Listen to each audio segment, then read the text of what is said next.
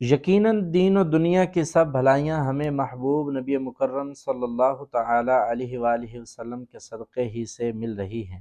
آئندہ بھی جو کچھ ملے گا حضور نبی مکرم صلی اللہ تعالی علیہ وآلہ وسلم کے صدقے ہی سے ملے گا۔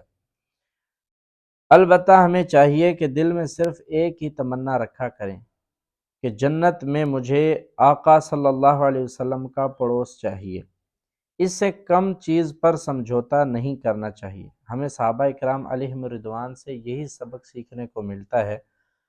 ایک مرتبہ پیارے آقا مکی مدنی مصطفیٰ صلی اللہ تعالی علیہ وآلہ وسلم حضرت ام عمارہ رضی اللہ تعالی عنہا کے بیٹے سے مخاطب تھے اور فرما رہے تھے، اللہ پاک تم سب اہل خانہ پر برکت نازل فرمائے، تمہاری ماں کا مقام فلاں سے بہتر ہے، تمہارے ربیب یعنی سوتیلے والد کا مقام فلاں کے مقام سے بہتر ہے، تمہارا مقام فلاں کے مقام سے بہتر ہے۔ حضرت ام عمارہ رضی اللہ تعالی عنہا نے یہ بات سنی تو عرض کیا، یا رسول اللہ صلی اللہ علیہ وسلم ہمارے لیے دعا فرمائیے کہ جنت میں آپ کا پڑوس نصیب ہو جائے۔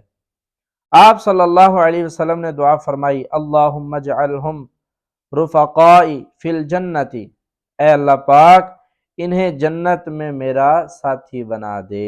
یہ دعائے مصطفیٰ سنی تو حضرت ام عمارہ رضی اللہ تعالی عنہا نے جوش سے کہا، ما ابالی ما اصابنی من الدنیا، اب مجھے دنیا میں کیا پہنچتا ہے، مجھے اس کی کوئی پرواہ نہیں۔ ہمیں بھی چاہیے کہ جب بھی دعا کریں بجائے ہم کچھ اور مانگیں، ہمیں چاہیے کہ نبی مکرم صلی اللہ تعالی علیہ وسلم آپ کا جنت میں پڑوس مانگیں۔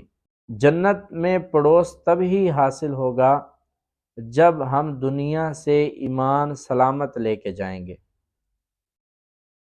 جو نبی مکرم صلی اللہ علیہ وسلم آپ کی شفاعت کا وعدہ فرمایا گیا، تبھی ہمیں اس کی سعادت حاصل ہوگی جب ہم اپنا دنیا سے ایمان کو سلامت لے کے جائیں گے۔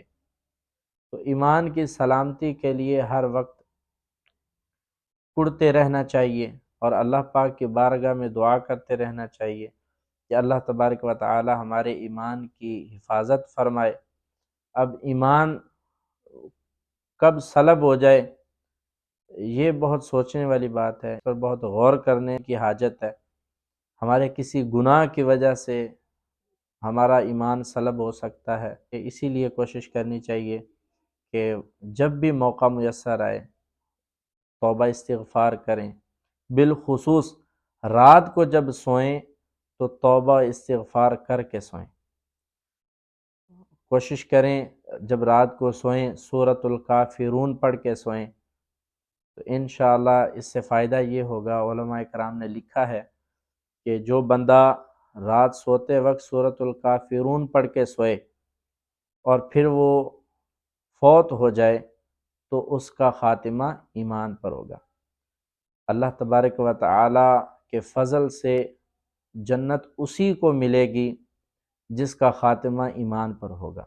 جس کے دل میں رائی کے برابر بھی ایمان ہوگا وہ جنت میں ضرور جائے گا۔ اللہ تبارک و تعالی ہمارے ایمان کی حفاظت فرمائے، آقا علیہ الصلوۃ والسلام کی شفاعت ہمارا مقدر فرمائے، آمین بجاہ خاتم النبیین صلی اللہ علیہ وسلم۔